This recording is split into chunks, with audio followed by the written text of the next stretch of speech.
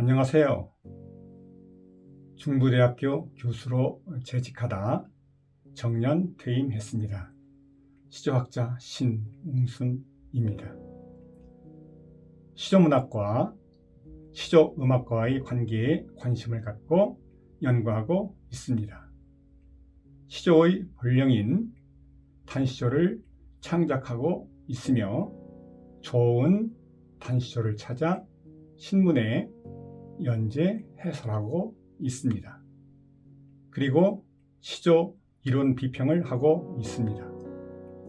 최근에는 학술서 시조 창작 원리와 실제를 출간했습니다.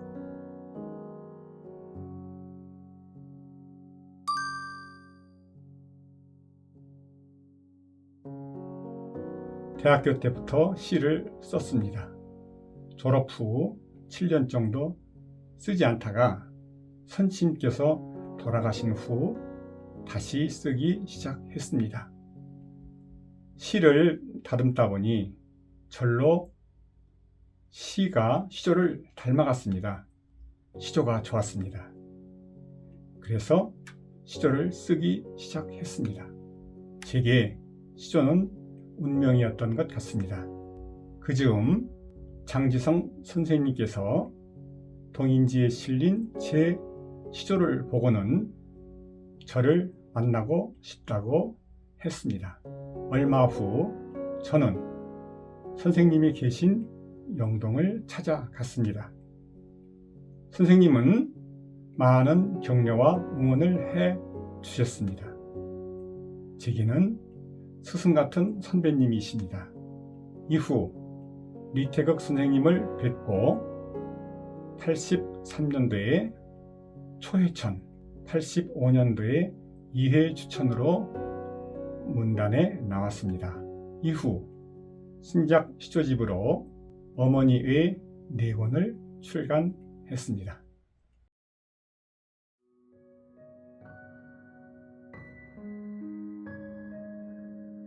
누군가를 사랑하면 일생 섬이 된다.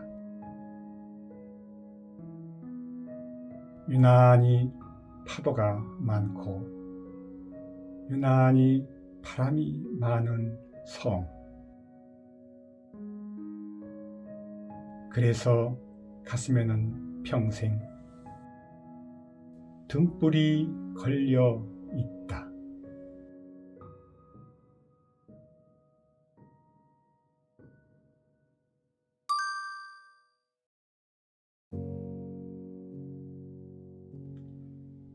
시조 형식은 3장 6구 12소절입니다. 여기에는 성리학의 3제, 6효, 4계절의 운행 원리가 담겨져 있다고 합니다. 3장은 3제, 천, 지, 인이요. 6구는 6효, 3제의 양, 6효요. 12소절은 12달을 뜻합니다. 3절은 하늘과 땅과 사람이란 뜻이고요. 6구는 이 3제의 음과 양, 그래서 6효죠. 그래서 6구가 바로 3 곱하기 2 하면 바로 6구가 됩니다. 12소절은 물론 12달을 뜻하고요. 이렇게 각장 4소절은 수나추동을 말합니다. 이런 철학적 원리가 시조에 담겨져 있다고 합니다.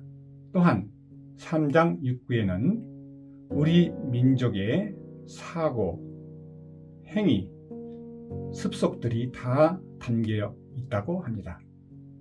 시조의 유, 곡, 절, 해가 우연히 이루어진 것이 아니라 우리 정신의 대맥이 절로 흘러 필연적으로 이루어졌다는 것입니다. 여기에서요, 유곡, 절해는 물예질, 농악놀이, 보리타작, 도리깨질, 다듬이 장단, 승무의 소매자락, 굴곡 등에 숨어 있다는 것입니다. 이렇게 시조는 우리의 삶의 철학이 숨어 있습니다. 여기에서요, 도리깨질은 옛날에 그 콩타작 할 때요, 하나, 둘, 셋 할 때 이게 칩니다. 그러면 그 밑에는 콩이 착 하고 퍼지거든요. 이 종장이 이렇게 맛이라고 이렇게 볼 수가 있겠고요. 그 다듬이 장단에는 옛날 제 어머니가 늘 이렇게 다듬이질을 이렇게 하셨거든요. 그 다듬이 소리가 지금 생각이 나는데 딱딱딱딱딱딱딱딱딱 따다닥 이렇게 되어 있어요. 바로 그 따다닥이 그 종장에 해당되지 않는가, 이제 그런 생각을 해 보았습니다. 유년, 중장년, 노년의 배우고 베풀고 거두는 이런 산막의 인생 철학 또한 그 시조 속에 녹아 있지 않나 생각을 합니다. 그리고 시조에는 3여가 있습니다. 음악, 바로 가곡, 시조창이 있고, 그림, 산수와 문인화가 있고, 시, 내용, 이야기가 있습니다. 시중 유성이요, 시중 유화요, 시중 유의입니다. 시중 유성은요, 시중에 유성, 소리가 있고, 시중 유화는 시중에 유화, 그림이 있고, 시중 유의는 시중에 의미가 있다는 그런 얘기입니다. 소리가 있으니까 시조창에도 그 초장하고 박자가 있거든요. 쉬운 박자가 있거든요. 그래서 그런 여유가 있고, 그림은 당연히 얘는 문인화들은 전부 다 여백이 필수지 않습니까? 바로 그 그림에 이제 여백이 있고, 예시조 자신도 그게 말하자 하나의 산수화나 마찬가지입니다. 또 이제 그 속에는 여운이 있어요. 바로 그 여운이라는 것은 그 내용을 말하는 시조는 다 얘기하지 않습니다. 그래야 여운이 남죠. 저는 이것을 시조 3여라고 이렇게 명명해 보았습니다. 바로 여유와 여백과 여운입니다. 우주의 철학이라든가 또 우리의 삶의 철학이라든가 여기에 바로 시조 3여가 있으니 이것이 시조의 심오한 그 매력이 아닐까, 저는 그렇게 생각합니다.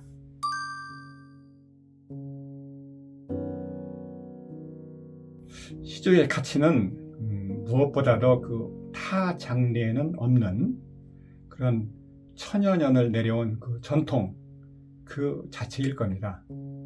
향가에서 비롯해서 고려 가요를 거쳐 내려왔고, 지금까지도 시조가 가곡, 시조창으로 꾸준히 불려지고 있습니다. 여기에서 가곡이라는 것은 뭐 지금 현대 그런 가곡이 아닙니다. 그 시조창 이전에 불렀던 그런 우리의 시조를 말합니다. 뭐 청무 영언이냐 할 때 그 영언이라든지 가곡이라든지 이런 것들은 다 같은 그 시조의 또 다른 그런 이름입니다. 바로 그 언어 예술이면서 음악 예술입니다. 시조라는 것이 동서고금을 통해서 현대에 이르기까지 음악과 함께 내려온 장르는 아마도 시조가 유일하지 않나 싶습니다. 시조문학은 바로 이 무형문화재로 지정되어야 할 세계 어디에서도 유례없는 전통 자체이면서 우리만의 독특한 고유 문학 장르입니다. 시조시를 노랫말로 해서 부르는 가곡은 이미 예전에 세계 유네스코 인류 무형문화재에 등재되어 있습니다. 이것이 시조의 소중한 가치가 아닌가 생각을 합니다. 시조가 문학으로서만 존재한다면 시조는 우리가 흔히 말하는 그 언어 예술인 일본의 하이쿠라든가 중국의 한시라든가 또 우리의 전에 있는 그 가사문학 여요, 그런 정형시와 하등 다를 게 없습니다. 시조에는 바로 음악이 있습니다. 이것이 사라진다면 시조의 정체성은 물론 시조의 존립 자체가 무너질 수밖에 없습니다. 현대 시조가 자유시화 되어가고 있습니다. 이것은 시조의 정체성에서 점점 멀어져 가고 있음을 말해주고 있습니다. 이쯤에서 브레이크를 걸지 않으면 안 되겠다는 그런 생각이 들었습니다. 그래서 시조 이론 비평을 시작했습니다. 현대 시조의 쟁점이 되는 부분들을 가곡과 시조창과 연기를 해서 연구를 하고 있습니다. 왜냐하면 그 시조의 뿌리가 음악이기 때문입니다. 시조 창작 실제에서도 그 예외일 수는 없습니다. 시조가 음악성을 잃을 때 시조는 이미 정형시일 뿐이지 시조라고 볼 수 없습니다. 시조 창작은 무엇이어야 하는가? 이 명제가 저에게는 시조 음악과 시조 문학을 같이 연구하게 된 이유입니다.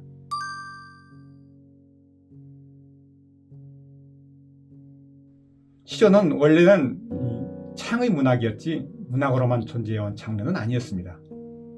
장시조라 해도 서사시조로 부를 때는 평시조 박자 내에서 불렀지 글자 수가 많다고 해서 박자를 늘려서 부르지는 않았습니다. 그러자니 리듬을 촘촘히 엮어 부를 수밖에 없습니다. 장시조는 이렇게 시조의 정체성까지 훼손하면서 창을 하지 않았습니다. 삼장 시조 형식은 민족 고유의 가락이자 하나의 불문율이었습니다. 시조의 파격은 바로 여기까지였습니다.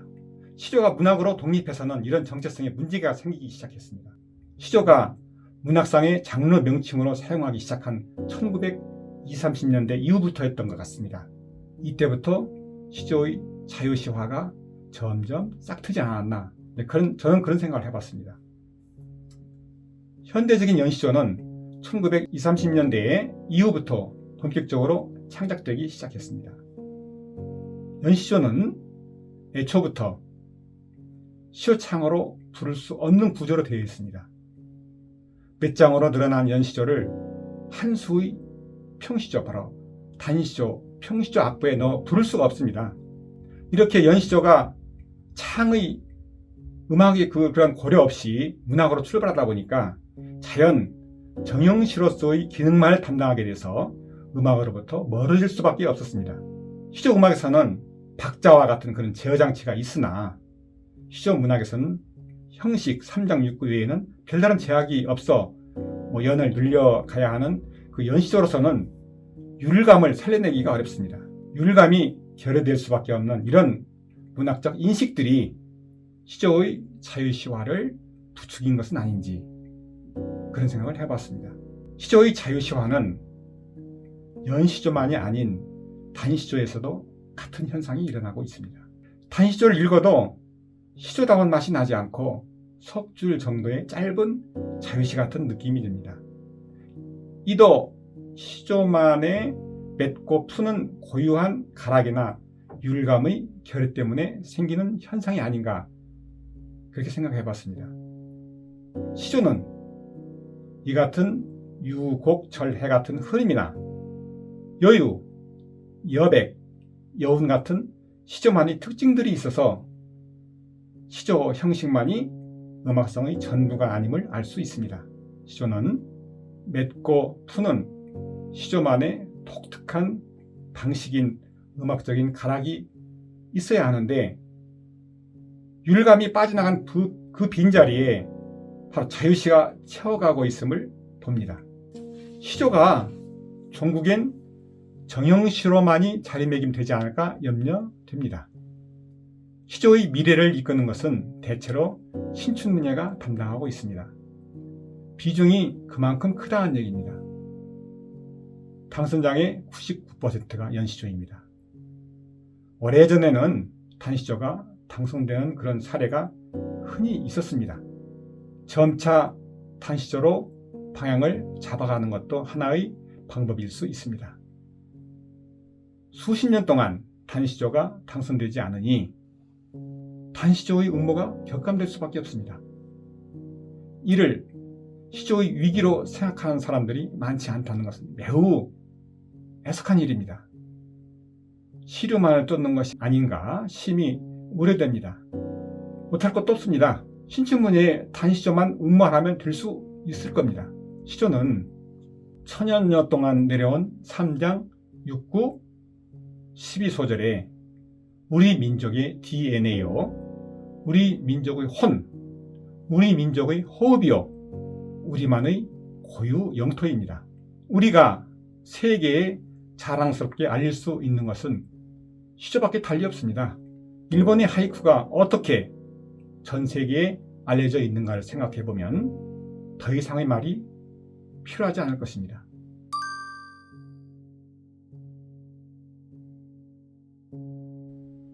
바로 한마디로 말하면 단시조가 시조의 원형이기 때문입니다.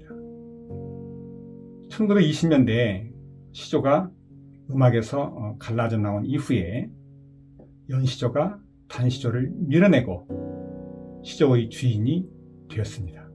복잡해진 현대사회를 짧은 단시조에 다 담을 수 없다는 그것이 주된 이유에서일 겁니다. 단시조로는 창을 할 수가 있으나 연시조로는 창을 할 수가 없습니다. 가곡이나 시조창이 단시조에 맞는 악보로 되어 있기 때문입니다. 자연히 연시조는 음악에서 멀어질 수밖에 없고 음악성도 희미해질 수밖에 없습니다. 이는 현대 시조를 가곡이나 시조창으로 노래해야 한다는 얘기가 아니라 노래할 수 있어야 한다는 얘기입니다. 그래야 음악성을 살릴 수가 있습니다. 이것이 본령인 시조이며 단시조, 평시조입니다. 그동안 그 한 장의 절장 시조니 두 장의 양장 시조니 여러 장의 혼합 시조라 해 시도해 왔지만 이런 시조들은 시조의 3장 형식을 완전히 벗어나 있고 가곡이나 시조창으로도 부를 수가 없습니다. 시조 자체가 3장인데 그 3장이 한 장, 두 장, 여러 장은 있을 수가 없습니다. 짧은 시, 긴 시일 뿐입니다. 시조 형식과 시조 음악 자체를 부정했기 때문에 시조라고 볼 수가 없습니다. 장시조, 즉 그 사설시조는 살아남았습니다. 장시조는 장의 자수는 벗어났어도 3장을 벗어나지는 않았습니다. 단시조의 3장 악보에 얹혀서 불렀기 때문에 지금까지도 살아남지 않았나 그런 생각이 듭니다. 연시조는 애초부터 창을 전제로 하지도 않았을 뿐더러 2연이면 6장, 3연이면 9장이 돼서 석장의 가곡이나 시조창으로는 부를 수가 없습니다. 이는 음악성의 유무와는 또 다른 차원입니다. 3장 6구 형식 외에 유, 곡, 절, 해의 맺고 푼 그 흐름, 이도 단시조의 본연의 정체성입니다. 3장 6구만이 있는 게 아니고 그 음악성에는 바로 유, 곡, 절, 해 같은 이런 흐름이 있다는 얘기입니다. 그런데 연시조는 이런 흐름을 유지할 수가 없습니다. 연에서 연으로 시상이 이어지고 연마다 맺고 풀기가 어렵고 이야기가 길어서 여유와 여백과 여운 또한 살리기가 쉽지 않습니다. 시조 본연의 순도를 유지하기에는 어렵습니다. 시조는 할 말을 남겨두어야 합니다. 그래야 여유가 있고 여백이 있고 여운이 있는 그런 시조만의 격조를 유지할 수가 있습니다. 이러한 이유들로 저는 단시조만을 해설해서 신문에 소개하는 작업을 계속하고 있습니다. 연시조를 부정하는 것이 아닙니다. 시조가 시조의 원형이고 주인이어야 하기 때문입니다. 연시조가 단시조보다 더 많이 창작되고 있는 것이 바로 이 작품의 현실입니다. 어제로 되돌아가자는 얘기가 아닙니다. 이제 비중을 어디에 두어야 할지를 성찰해야 할 그런 시간입니다.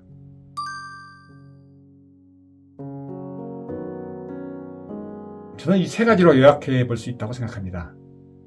시조의 대중화, 시조의 전문화, 시조의 세계화가 이루어졌으면 좋겠습니다. 이 세 가지는 사실 제가 2000년 전후 그 초기 PC통신 시절에 나우누리 시조문예대학에서 주장해 왔습니다. 이후 저는 그 시조예술을 1에서 9호까지 발행을 했는데요. 여기에서 구체화된 그런 구호였습니다. 이 세 가지는 현재 많은 사람들이 공감하고 있고 앞으로도 나아가야 할 길이라고 생각하고 있습니다.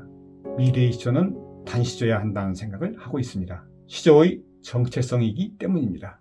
3장 6구 12소절의 형식과 유곡절해의 음악적인 율감, 여유, 여백, 여운 등의 여기에 참신한 그 이미지입니다.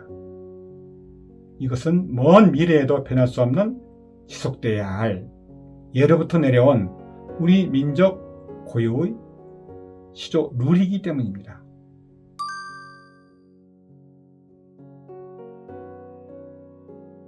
제 시조 한수 인생 시편 3으로 마무리 인사드리겠습니다.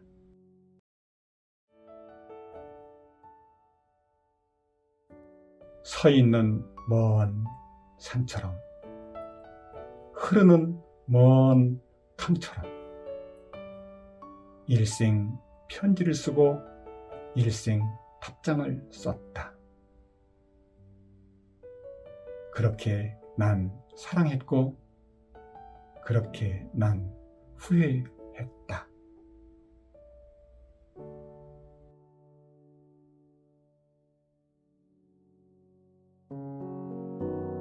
경청해 주신 여러분께 감사의 말씀을 올립니다.